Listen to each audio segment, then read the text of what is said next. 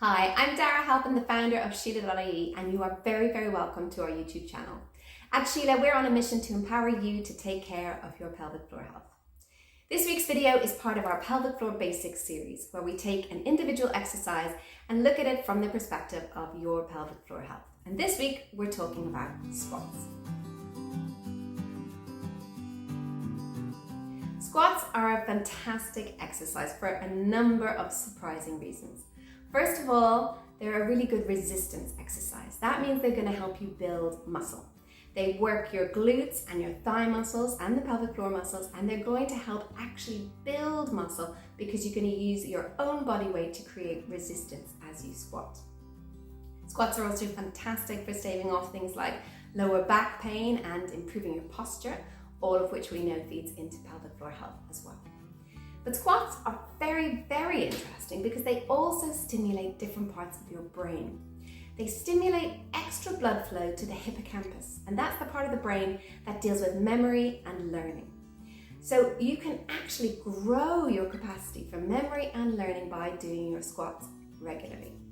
It also stimulates BDNF hormone in the brain, and that hormone encourages new connections across the brain, which is really, really important as we age. Pelvic floor and squats interact because they're in the same part of the body. And squats have actually been shown to activate pelvic floor muscles 30% more than kegels or pelvic floor squeezes on their own. So, let me show you how to squat for your pelvic floor. When we want to squat, the first thing we need to do is find a good position for our feet. And this varies slightly for everybody. So the simplest thing to do is to just march on the spot a couple of times nice and loosely, and this is going to give you about hip distance for your unique body. So when you feel like it, just stop, and where your feet fall, that's about hip distance apart from you. Now just check, we're going to want our knees to be coming directly over our toes, so we're really going to be working hard to maintain that gap between the knees so that they don't come in during the squat or wobble off out to the sides. So just make sure your feet are pointing generally forwards. They don't need to be exactly straight on 90 degrees, but nice and pointing away from you, just so your knees can track directly over those toes. Then we're going to get into our squatting position. So I'll turn to the side so you can see a bit more clearly here.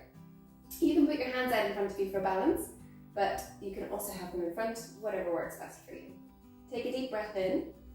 As you exhale, you're going to start to squeeze the pelvic floor muscles as you go down. Now, if you do this slowly, you're actually increasing the resistance. Keep them squeezed, and when you get to the top, release and inhale. We'll try that again. Breathe in, release. Engage your core, your pelvic floor, and you're going to go down just as far as is comfortable. Keep the squeeze in the pelvic floor and release. So you're going to feel your glute muscles, that's your bum muscles here, especially as you squeeze on the way up. Make sure you don't squeeze too far forward. You don't want the pelvis going out of alignment. Down and up. Release and inhale at the beginning. So the important thing here is to bring a new awareness of your pelvic floor as you squat. Okay? So what does that mean? It means that before you start the movement, you're going to bring a little pelvic floor squeeze.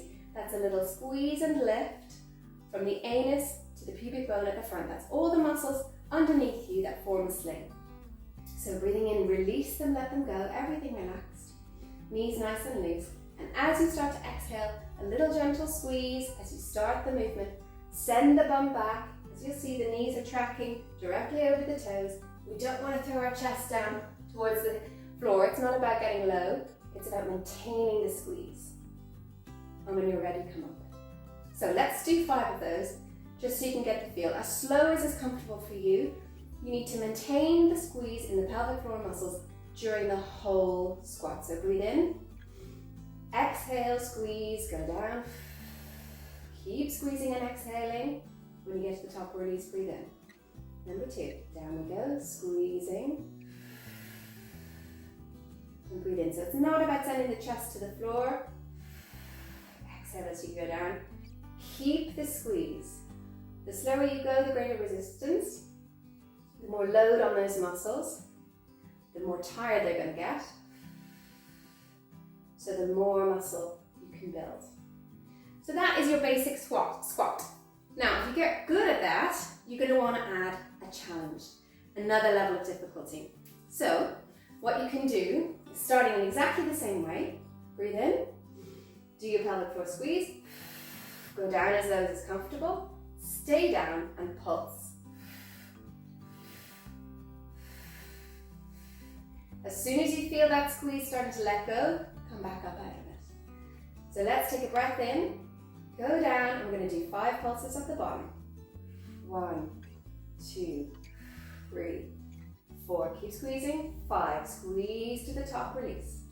And again, 1, 2, 3, 4, 5, and up. You're sending your bum back. 1, 2, 3, keep the squeeze. 4, 5, and up. We'll do one more. Breathe in. 1, 2, 3, 4, 5. Keep the squeeze, hold, and up. Another thing you can do is go down and stay down. So we'll start with 3 and we'll extend to 5. So breathing in, breathe out. 1, 2, 3, and up. Breathe in and down. 1, 2, 3, and up. Breathe in, we're going to do 4 this time, and down. 1, 2, 3, 4, and up. And now 5 this time, breathe in, squeeze, 1, 2, 3, 4, 5. Great. There's one more variation that I really like to show you. And this is called a sumo squat or a wide squat. So again, if you're managing to hold that pelvic floor squeeze all the way up to the top and release it completely, then you're ready to challenge your pelvic floor a little bit more. This is an interesting squat because it's going to try and stretch your muscles against your squeeze. And that's the resistance we're talking about that's going to build muscle. So take your stance a bit wider. Your feet are going to be pointing to the corners of the room now. So instead of forwards, we're going to take them to the side. Again, so your knees can track over the toes. We don't want the knees coming in forwards or, well, I can't really splay out too much further unless you've got really mobile hips. But anyway, that's what we want, knees tracking over the toes. So as wide as is comfortable for you, and we're going to again send the bum backwards. So breathing in, a little pelvic floor squeeze to get us started, and then keep squeezing as you go down. Again, the slower you go, breathe in. The more tension there is, the more resistance, the harder you're working those muscles. Breathe in again. So exhale, contract and squeeze, squeeze, squeeze, squeeze, squeeze, squeeze, squeeze. Inhale to release at the top. Exhale.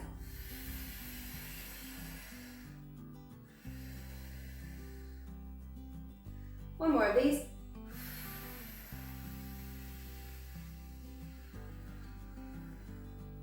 And release.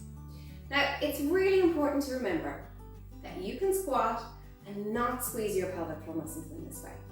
And you'll still get loads of benefits from your squats. You'll get improved posture, your glute muscles will do better, your thigh muscles will do better, your hips will do better, but you won't get the same level of pelvic floor activation. And that means those pelvic floor muscles won't be strengthened and growing in the same way as those other muscles. But when we add this conscious pelvic floor squeeze as we go down and up and release when we get to the top, we are actually changing it from a pelvic exercise where we move the pelvic area to a pelvic floor exercise where we engage and release those muscles consciously. That's it for this week's video. We really hope you enjoyed it and learned a little bit more about why squats might be something you'd like to add into your pelvic floor health routine. If you'd like to hear a little bit more from us, please do click on the link below this video and you'll find a free guide that we've made of lots of helpful hints and tips and habits that are really easy to implement but will have a huge impact on your pelvic floor health. And in return for that download, you'll be added to our email list and you'll get our monthly newsletter, which is full of new content, tips and tricks to help keep you on track. That's it from me. Thanks for watching.